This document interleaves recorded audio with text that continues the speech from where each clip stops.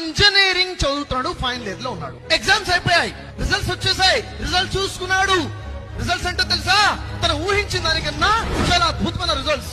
College topper. సంతోషం తట్టుకోలేకపోయాడు. వెంటనే అమ్మతో షేర్ చేసుకోవాలి అని చెప్పేసి పరుగు పరుగున ఇంటికి వస్తున్నాడు. అందులో తన ఫోన్ లో మెసేజ్ వచ్చింది. ఏంటి మెసేజ్ అని తీసి చూసేసరికి క్యాంపస్ ఇంటర్వ్యూలో సెలెక్ట్ అయ్యాడు, జాబ్ వచ్చింది, per month 3 lakh rupees salary. ఇంకా వేగం పెరిగింది. పరిగెత్తుకుంటూ ఇంటికి వచ్చాడు. అమ్మా అమ్మా అమ్మా అమ్మా. ఏంట్రా ప్రసాద్, ఏమైందిరా? అమ్మా నీకు తెలుసా, క్యాంపస్ ఇంటర్వ్యూలో సెలెక్ట్ అయ్యాను.